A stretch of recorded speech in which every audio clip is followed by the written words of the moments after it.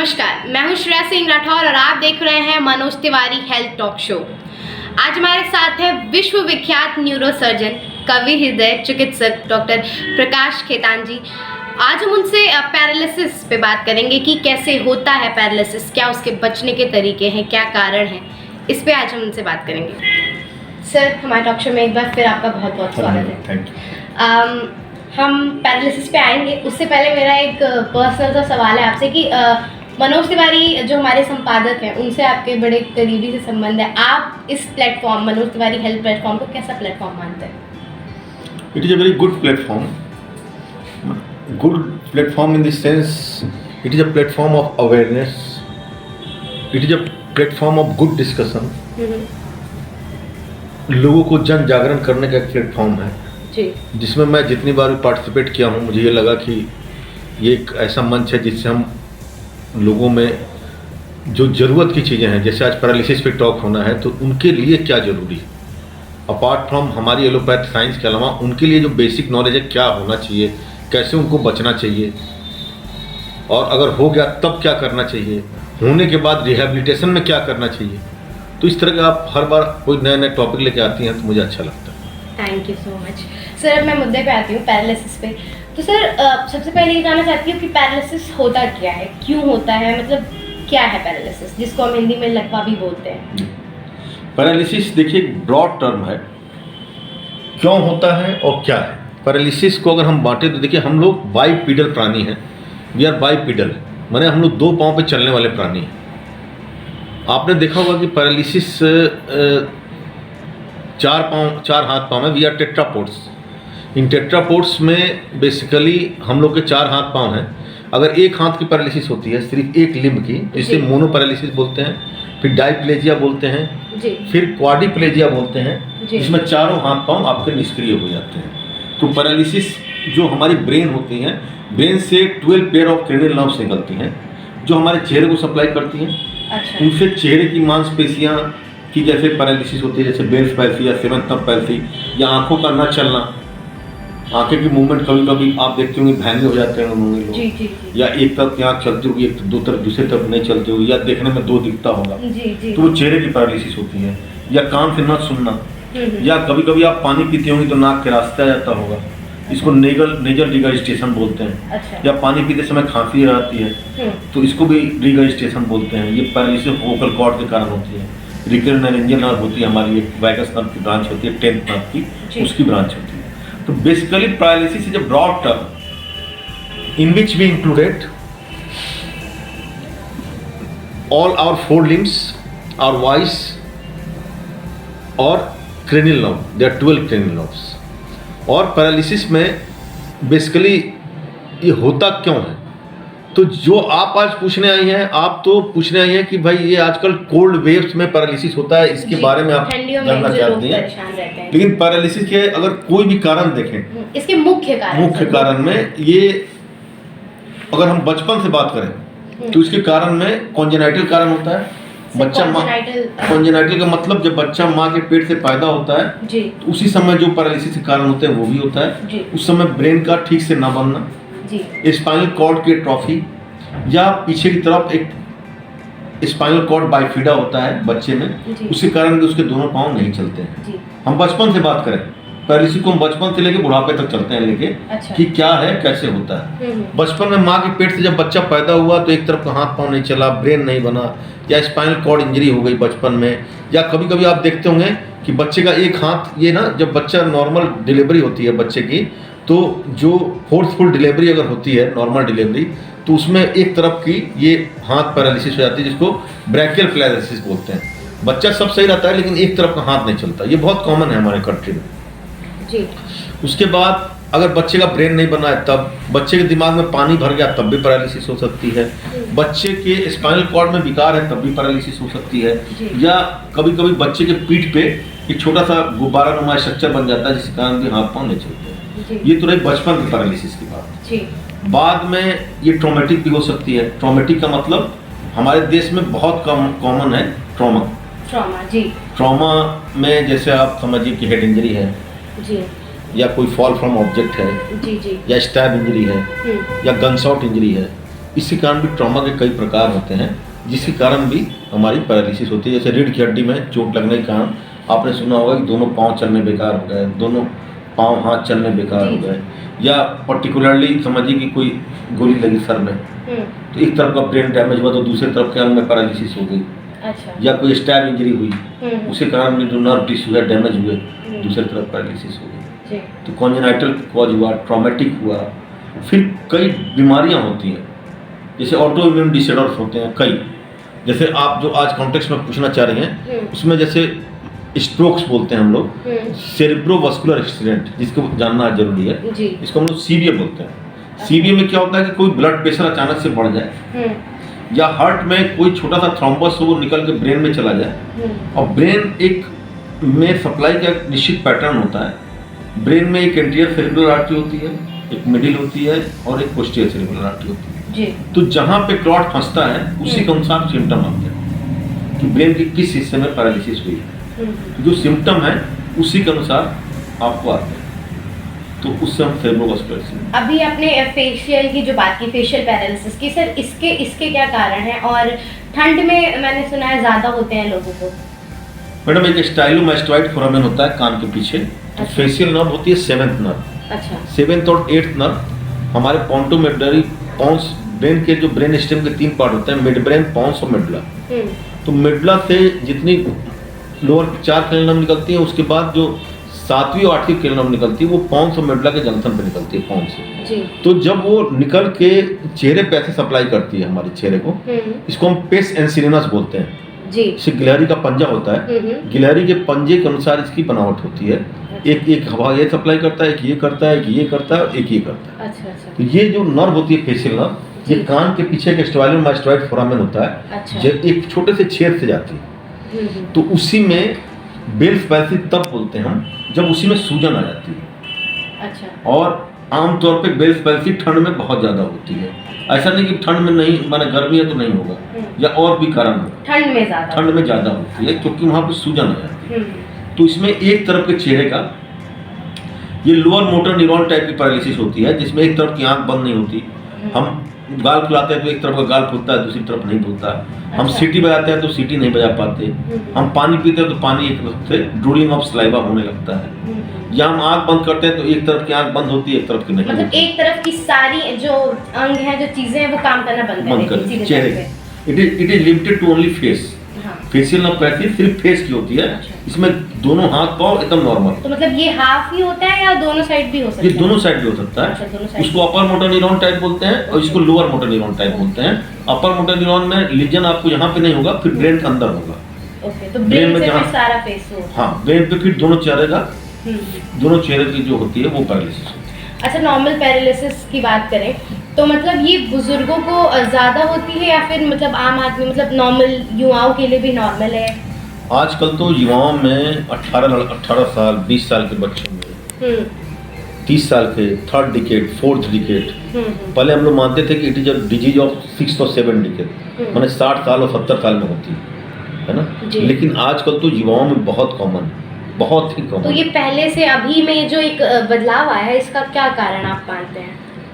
इसका सिर्फ और सिर्फ बदलाव का कारण है कि जो आज की नई युवा पीढ़ी है टेंशन लेती है, उनको कोई सोने का रूटीन नहीं है। तो आप लोगों की युवा पीढ़ी तो टेंशन तब भी होता होगा, अब भी होता है ना। आजकल का टेंशन अलग तरह का है मैडम। अच्छा। आजकल बच्चे का ना कोई सोने का रूटीन है, दिन भर मोबाइल में व्यस्त हैं, अपनी हेल्थ की तरफ थोड़ा भी उनको ध्यान नहीं देना। अगर छोटी मोटी चीजें हो भी रही है तो उसको नेग्लेक्ट करते हैं वो लोग, है ना। उनके पास समय नहीं है कि वो उनके ऊपर ध्यान दें। अभी मैं आपको बताऊंगा, सिर्फ परसों की बात है, 18 साल का एक लड़का जिसके दिमाग की नस फट गई अचानक से। अच्छा। वो एडमिट हुआ। तो जब हम लोगों ने कारण तलाशने की कोशिश की तो उसमें तो ये पता चला कि बचपन से ही उसके दिमाग में खून का गुच्छा था जो फट गया, जिसको हम एवी मालफॉर्मेशन बोलते हैं। लेकिन इसके अलावा भी आजकल इतने अटैक हो रहे हैं बच्चों को, हर डिकेड में हो रहा है। तो मतलब इसका मुख्य तौर पे कारण रूटीन ना सही रखना, इलेक्ट्रॉनिक डिवाइसेस, ये सब। बिल्कुल, अपने लाइफ स्टाइल जो हमारी सीवियरली चेंज हुई है वो एक बहुत महत्वपूर्ण कारण है युवा पीढ़ी में। ये टॉपिक आएगा तो मैं आपसे पूछना चाहूँगी, मतलब ये सब चीज़ें, मतलब दिनचर्या इंसान की कैसी होनी चाहिए? मतलब आपने बोला ना कि जैसे कि दिनचर्या नहीं ठीक, लोगों के सोने का बिल्कुल भी वो नहीं है, तो एक डॉक्टर के तौर पे आप दर्शकों को क्या सजेशन देना चाहेंगे? Madam, we have a biological clock in our body. जी जैसे आप देखती होंगी कि आप सारा दिनचर्या, आपको मेरे पास आना था तो आप समय लेके आएंगे 5 बजे, जी 5 बजे आप खाली हो जाएंगे तो आपसे बात करेंगे। जी it is a outside clock और it is a external clock. हम लोग उसी के अनुसार चल रहे हैं कि हमें आधे घंटे आपको इंटरव्यू देना है। जी इसी तरह शरीर में एक क्लॉक होता है जिसको हम बायोलॉजिकल क्लॉक करते हैं। अच्छा बायोलॉजिकल क्लॉक क्या करता है? ये शरीर में अंदर होता है, ये हमारी सारी सिस्टम को, हमारे मेटाबॉलिक रेट को गवर्न करता है ना? तो बायोलॉजिकल क्लॉक में एक शब्द होता है सर्केडियन रिदम। ये हमारे एक रिदम को मेंटेन करता है शरीर को। जी हमारा बायोलॉजिकल क्लॉक 4 बजे के आसपास, 4 से 5 बजे सुबह और शाम को 6 बजे के आसपास इससे कुछ हार्मोन निकलते हैं, कॉर्टिकोस्टेरॉइड हार्मोन या एड्रिनल ग्लैंड के जो हार्मोन निकलते हैं वो निकलते हैं और बॉडी को वो फिट करते हैं। अच्छा ठीक है मैडम। ये बायोलॉजिकल क्लॉक जब आप दूसरे कंट्री में जाती हैं तो चूंकि उनमें टाइम का डिस्टर्बेंस हो जाता है, जैसे हमारे इंडिया में जो समय है वो अमेरिका में तो है नहीं, तो बायोलॉजिकल क्लॉक वहाँ जाके पूरी तरह डिस्टर्ब हो जाता है। तो आप कोई भी जो जाता है उनको एक्लेमेटाइज होने में समय लगता है। जी ये आपने सुना होगा। जी जी बिल्कुल। अब हमारे युवाओं के साथ क्या हो रहा है कि ये तो इनको रोज ही एक्लेमेटाइज होने में समय शरीर को लग रहा है। इनका बायोलॉजिकल क्लॉक तो कोई है नहीं। कभी वो 2 बजे सो रहे हैं, कभी 3 बजे सो रहे हैं। जी ठीक है, कभी 3 बजे उठ रहे हैं। तो बॉडी उनकी एक्लेमेटाइज होती नहीं है इन्वायरमेंट से। उसके अलावा हर तरह के नशा करते हैं। कोई ऐसी युवा पीढ़ी नहीं है जो नशा नहीं करती। नशे भी अपनी पराकाष्ठा पे हैं। आप देखिए, जिसका हम लोग बहुत सी चीजें सामने नहीं आती लोगों के, आपके माध्यम से चीजें भी सामने आनी चाहिए। नशे का हर प्रकार समाज में फैला हुआ है जी। उसकी तरफ भी जाते हैं वो। मतलब एक सर सवाल ये भी मैं आपसे, इसका हम बिल्कुल भी सपोर्ट नहीं करते हैं, ना हमारा चैनल करता है, पर एक सवाल मैं आपसे पूछना चाहूँगी कि मतलब ड्रिंकिंग के वजह से या स्मोकिंग के वजह से भी ये कारण है पैरालिसिस के? बिल्कुल मैडम, एथेरोस्क्लेरोसिस सब सुना होगा आपने जी। That is the most common cause of any stroke और इन्फार्क्शन का होता है या हार्ट अटैक का। एथेरोस्क्लेरोसिस क्या होती है? जो हमारी आर्टरी होती है, हमारी धमनियाँ होती हैं, वो पतली हो जाती है जी। और जो लोग टोबैको लेते हैं जी। उनमें क्या होता है, कोलेस्ट्रॉल का या इन चीज़ों का डिपोजिशन हो जाता है धमनियों की वॉल पे और धमनियाँ सिकुड़ जाती हैं। तो अभी तक ये ओल्ड एज की बीमारी इसलिए थी कि ओल्ड एज में डीजेनरेटिव चेंजेस होते थे शरीर में। जी। जैसे शरीर के बाल गए होते थे, झुर्रियाँ पड़ती थी, उस तरह हमारी धमनियाँ भी पतली होती थी, उनके ऊपर भी एक लेयर पड़ती थी और ओल्ड एज में ज़्यादा एक्सीडेंट सीवियर होता था, सेरेब्रोवास्कुलर एक्सीडेंट या स्ट्रोक होता था। अब वो चीज़ पलट गई आपको। आप देखिए, अब बच्चे जिस भी तरह से, चाहे बायोलॉजिकल क्लॉक की गड़बड़ी हो या सिगरेट हो या तंबाकू हो या आपको एल्कोहल हो जी। या इसके और भी कई पराकाष्ठा हैं जी जी जो मार्केट में बैन गुजरात के पोर्ट रोड पे जब पकड़े जाते हैं तभी पता चलता है जी। या फिर कोई आता है तो कोई सफ़ेद सफ़ेद चीज़ पकड़ी जाती है पन्ने में तभी पता चलता है। जी। ये सब भी हिडन मार्केट में इतने ज़्यादा हैं जी जिनको हम कभी उजागर ही नहीं कर पाते। बिल्कुल। उनके कारण भी बहुत सारी दिक्कतें होती हैं। वो ओपियोइड ड्रग्स होती हैं मैडम। अभी आपने हाल में सुना होगा कि सरकार ने 7-8 ओपियोइड ड्रग्स पे बैन लगा दिया है ना, जी। क्योंकि एक ओपियोइड रिसेप्टर्स होते हैं, वो क्या करते हैं कि हमारे हर चीज़ के थ्रेशोल्ड को कम कर देते हैं, पेन के थ्रेशोल्ड को, हमारे हैप्पीनेस इंडेक्स को बढ़ा देते हैं। तो क्षणिक तौर पे जब वो लेता है, मतलब कुल मिला के ये क्षणिक वाला जो बोलते हैं हैप्पीनेस बोल रहे हैं, खुशी बोल रहे हैं, वो है जो हमारे लिए खतरा साबित होती है। चलिए, बहुत अच्छी बात है। आगे मैं आपसे ये पूछना चाहूँगी कि ठंड की अगर बात करें, हम ठंड की बात करें कि ठंड में ज़्यादा पैरालिसिस होते हैं, तो मतलब ठंड के अलावा और कौन कौन से ऐसे समय है या अवस्था है जिसमें पैरालिसिस होने का डर ज़्यादा होता है? मैडम सीजन पूछ रही हैं आप कि एज पूछ रही हैं? सीजन भी बताइए सर और एज भी। मैडम देखिए, ठंड में इसलिए होता है, ठंड में सीवियर वैसोकॉन्स्ट्रिक्शन होता है जी। हमारा ब्लड प्रेशर शूट आउट करने का डर होता है ना? तो ठंड से हम लोग इसीलिए ओल्ड एज के लोगों को बचाते हैं कि आप ठंड और गर्म का बहुत ज़्यादा एक्सपोजर मत करिए। ठंड में आप अपने शरीर को एक्लिमेटाइज होने दीजिए अंदर। आप ज़्यादा बाहरी वातावरण और शरीर का जो आंतरिक मेटाबॉलिज्म है उसको उसमें सामंजस्य रखिए। एक तो ठंड में हम लोग अपने बुजुर्गों को ये बोलते हैं जी। और कंडीशन के अनुसार लीजिए। तो ऐसा नहीं कि समर में नहीं होता मैडम, हीट स्ट्रोक में होता है। आजकल एक बीमारी बहुत कॉमन है, गुलिन बारी सिंड्रोम बोलते हैं, जीबी सिंड्रोम या acute inflammatory demyelinating polyneuropathy, AIDP। जी। या ये ऑटोइम्यून डिसऑर्डर होता है, या मोटर न्यूरॉन डिजीज होती है, एक मल्टीपल स्क्लेरोसिस होती है जी। जैसे अमिताभ बच्चन है, अमिताभ बच्चन को मोटर न्यूरॉन डिजीज है। अच्छा। उसमें क्या होता है कि एक जो न्यूरोमस्कुलर जंक्शन पे एक हार्मोन होता है जी। एक वो एंजाइम एसिटिलकोलिन होता है, उसके ऊपर एंटीबॉडी डेवलप हो जाती है। तो जब कुली में अमिताभ बच्चन का एक्सीडेंट हुआ और उनको जब ओटी में गए, तो जब उनको एनेस्थीसिया से बाहर किया जा रहा था तो बाहर नहीं हो पा रहे थे, क्योंकि उनको तब पता चला कि माइस्थेनिया ग्रेविस बीमारी है। अच्छा। तो उनको सीवियर माने बहुत हेवी डोज में जब कॉर्टिकोस्टेरॉइड दिया गया, तब वो जाके उनकी जान डॉक्टरों ने, चिकित्सकों ने बचा पाई। तो एक माइस्थेनिया ग्रेविस बीमारी है। अब देखिए, मैं आपको एक चीज बहुत इंटरेस्टिंग बताऊंगा। आपने सुना होगा डायरिया जी, बिल्कुल। या फीवर। नॉर्मल फेब्राइल इलनेस हुई, उसके 3 हफ्ते के अंदर बिना किसी कारण के आपके दोनों हाथ पांव बेकार हो, अच्छा, या चारों हाथ पांव बेकार हो, तब हमारी डायग्नोसिस बनती है जीबी सिंड्रोम बोलते हैं, गुलीन बारे सिंड्रोम। अच्छा। ये एक ऑटो इम्यून डिसऑर्डर होता है।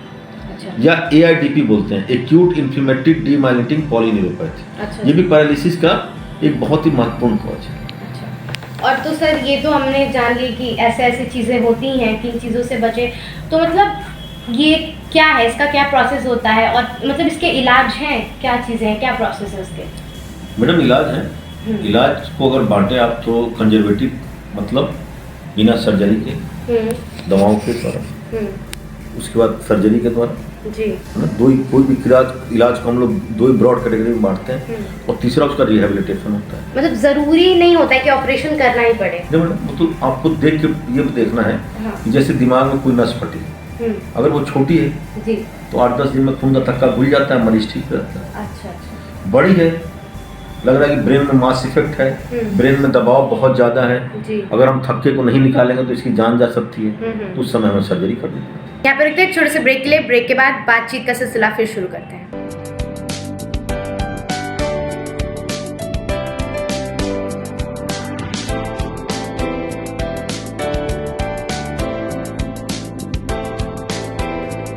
ब्रेक के बाद आपका स्वागत है। आइए डॉक्टर साहब से आगे की चर्चा शुरू करते हैं। सर, अगला सवाल ये है कि अब मतलब ये बताइए कि इससे बचने के लिए, चाहे वो युवा पीढ़ी हो या बुजुर्ग हो, क्या क्या सावधानी बरतनी चाहिए? हाँ बिल्कुल, बहुत जरूरी सवाल है, महत्वपूर्ण सवाल है जी।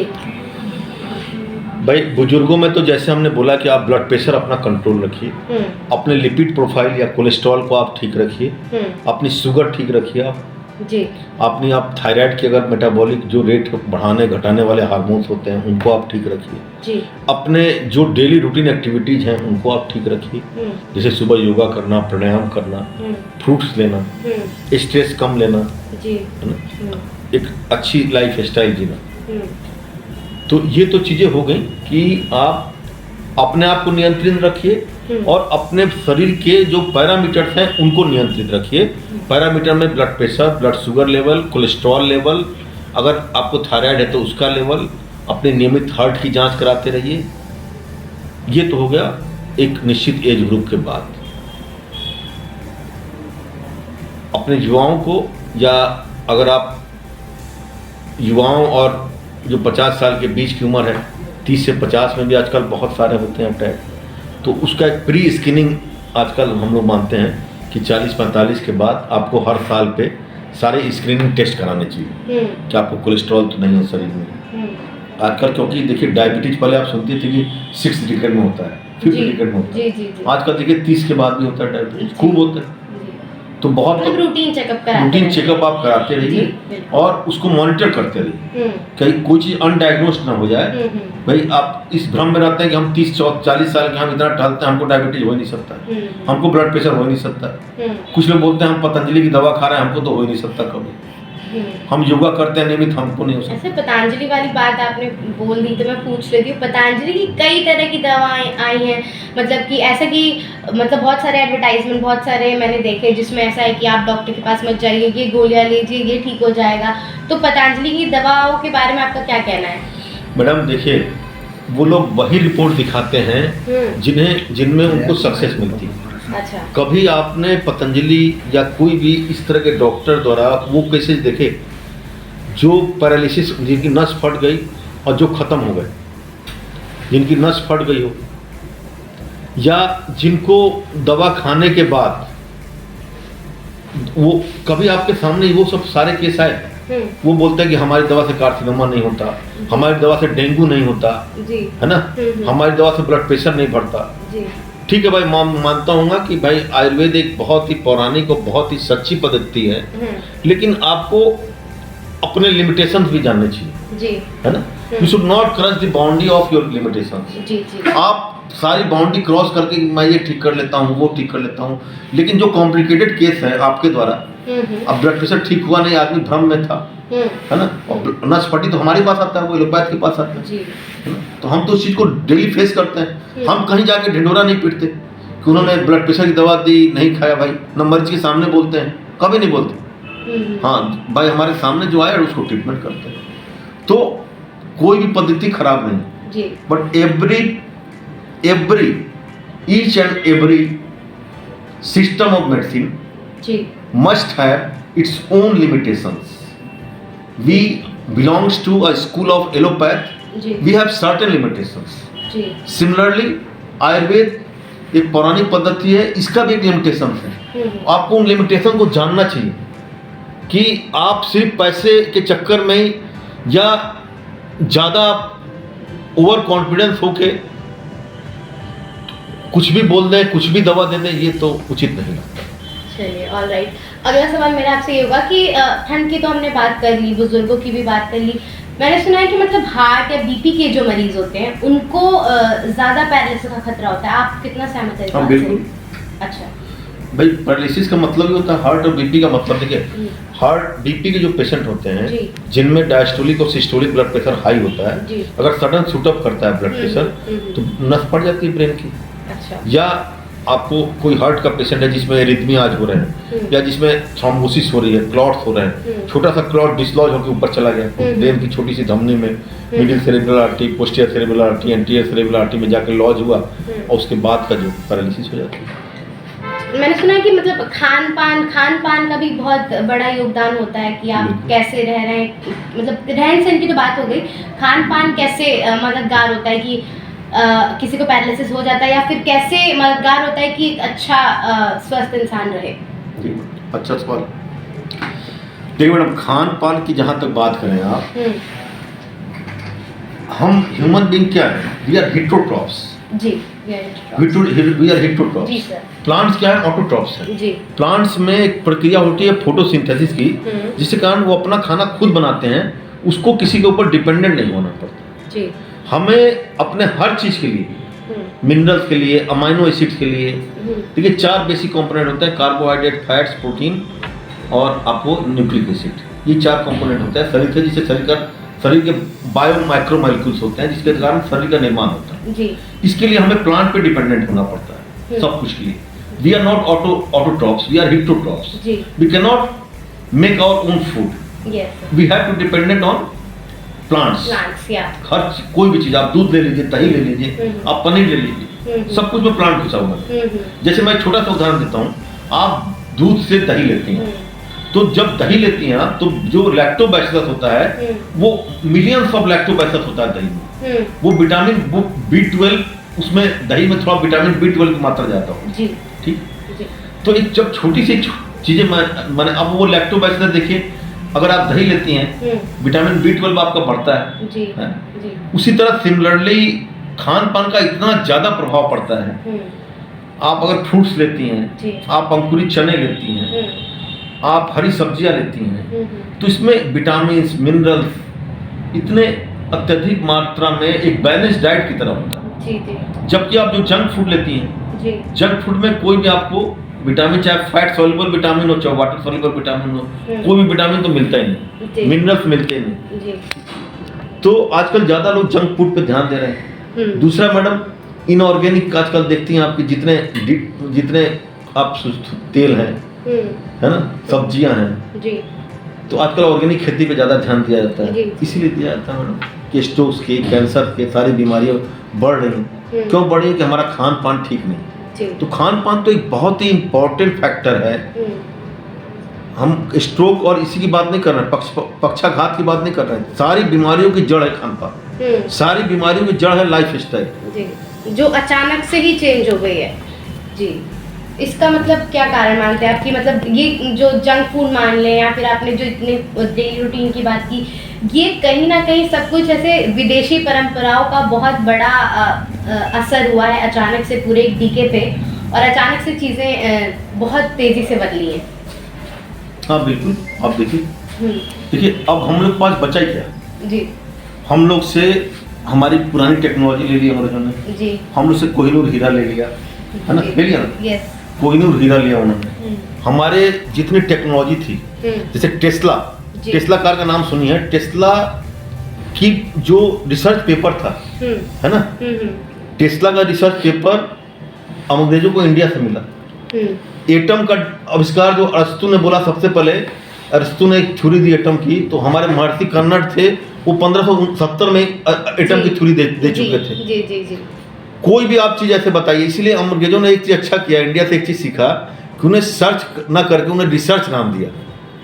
They have given it name research, कि वो सर्च नहीं करना, सर्च तो हम लोग ऑलरेडी कर चुके हैं जी। हमारी चीज़ों को रिसर्च करके पब्लिश करके वो हम ही पे थोप रहे हैं। जी। अब हमारे पास हमारे नैतिक मूल्य बचे हैं, हमारी पौराणिक सभ्यता बची है जी, और हमारा आयुर्वेद बचा है। Ayurveda is a life of, it is a style of living, it is not a medicinal therapy. Ayurveda को बोलते हैं इट इज अ जीवन पद्धति है, ये जीने की कला है। तो वो हमसे जीने की कला भी छीन रहे हैं जी। तो जो पाश्चात्य जगत में हम सब लोग जा रहे हैं वो हमसे हमारी जीने की कला छीन लिए हैं, और इसी कारण ये सब चीजें हो रही हैं। हमारे ऋषि मुनि 160 साल जीते थे मैडम, अभी भी देखिए जिनको पद्मश्री मिला बनारस में, 100 मोदी जी ने जिनको दिया, 126 साल के हैं, तो उनकी रूटीन में वो बोलते हैं सिर्फ फल खाते हैं, वो तली भुनी चीजें नहीं खाते, योगा करते हैं, प्राणायाम करते हैं। तो भगवान ने कोई उनको स्पेशल हार्ट तो दिया नहीं, या स्पेशल किडनी तो दी नहीं, लीवर तो दी नहीं कि तुम्हारी किडनी और 150 साल तक काम की थी। उन्होंने टॉक्सिक सब्सटेंस से अपने हार्ट को, किडनी को, अपने बॉडी के जो बायोलॉजिकल क्लॉक को बचा के रखा, है ना। वो 2 बजे उठते हैं, 3 बजे, 6 बजे तक योगा करते हैं। तो बायोलॉजिकल क्लॉक के कारण उनने अपना एक सामंजस्य बैठाया, अपना एक अपने शरीर के बायोलॉजिकल क्लॉक के साथ अपने शरीर का सामंजस्य बैठाया। तो आज वो 126 साल से तो 30 साल तक जिंदा है। तो हमारे में तो विवेकानंद ने बोला था कि एक पवाहारी बाबा है, विवेकानंद की किताब पढ़िए तो उन्होंने बोला पवाहारी बाबा 400 साल तक जिए। देवराह बाबा के बारे में लोग बोलते थे 200 साल तक जिए। तो अभी तक हम लोग को बड़ी लगती थी कि हास्यास्पद बात लगती थी, लेकिन अब ये चीजें आपके सामने हैं जी। अच्छा, मुझे ये भी पता चला कि आप कवि भी हैं, कई जगह आपको इनवाइट किया जाता है एज ए कवि, आप अपनी कविताएं भी लिखते हैं। तो मतलब एक जगह वो ऐसे इतने हार्ड और इतने स्टफ ऑपरेशन करने वाले, कहाँ सख्त दिलों वाले लोग और कहाँ कवि एक नरम दिल वाले लोग, कैसे इसमंजस बैठता है, कैसे? वर्ल्ड का जो सबसे अच्छा ENT स्पेशलिस्ट है वर्ल्ड का जी, इजराइल का एक डॉक्टर है, वो उनकी 5वीं गिनती होती है, वो 5वें या तीसरे नंबर पे हैं, अपने इंडियन है जी। तो वो सुबह उठ के गीता पढ़ते हैं। अच्छा, उनकी आदत है, उनको गीता बहुत पसंद है जी। और देखिए गीता ही सब चीज की जननी जी, और उनसे अच्छा माने भी जब टॉप मोस्ट ENT सर्जन। और तो जब तक आदमी, हमारा मेडिकल साइंस है क्या, ये एक सेवा का साइंस है मैडम जी, है ना। हम लोग मेडिकल साइंस में इसलिए गए भाई कि हम लोग को मरीज को सेवा करने की माने चांस मिलेगा, भगवान देगा।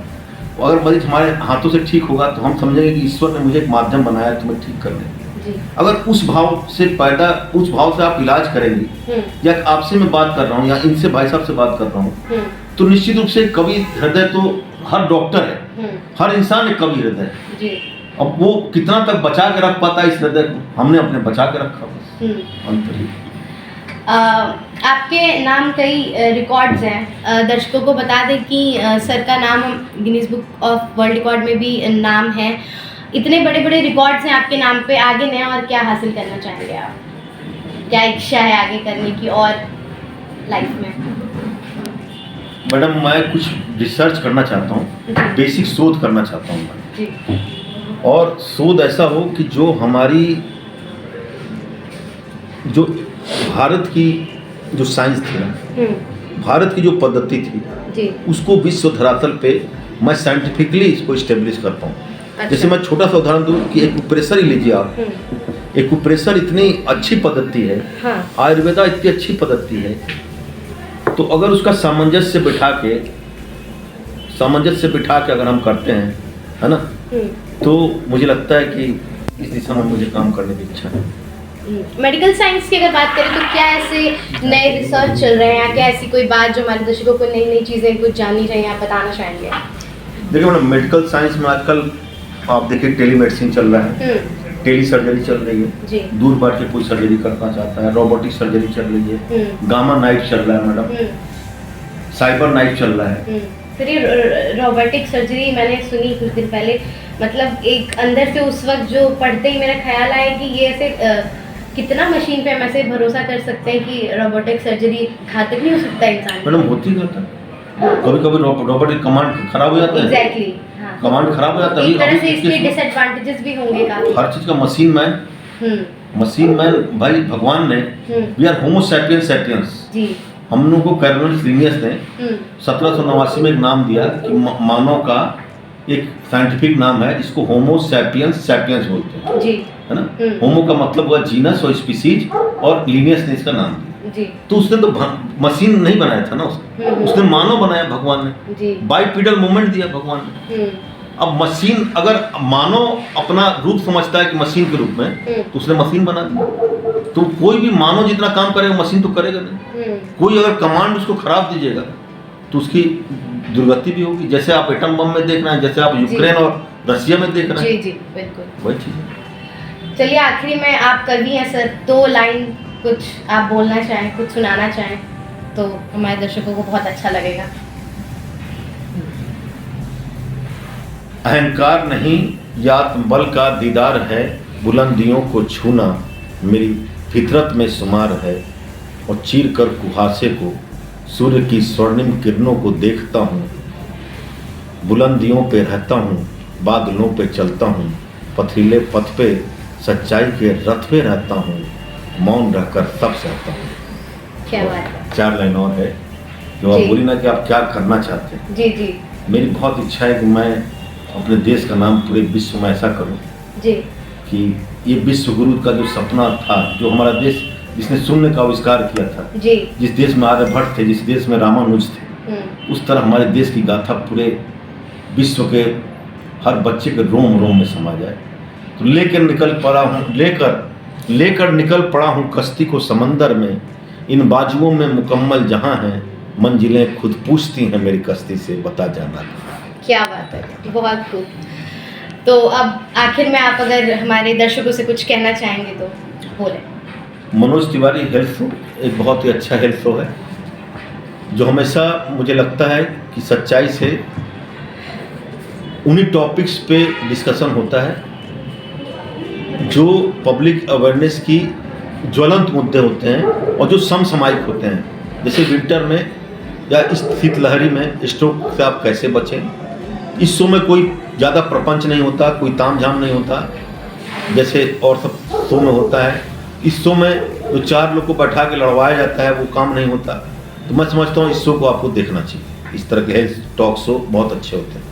बहुत बहुत शुक्रिया सर, और अपना बहुमूल्य समय देकर हमारे टॉक शो में आने के लिए आपका बहुत बहुत शुक्रिया। तो जैसा कि देखा, आज हमारे साथ थे प्रकाश खेतान जी, जिन्होंने बहुत सारी चीज़ें पैरालिसिस से रिलेटेड बताई। बाकी उसके साथ साथ एक जो बहुत अच्छे से बहुत पॉजिटिविटी आ रही है उनके अंदर से, और जो देश को लेके उनकी सोच है, कुछ आगे करने का जो सोच है।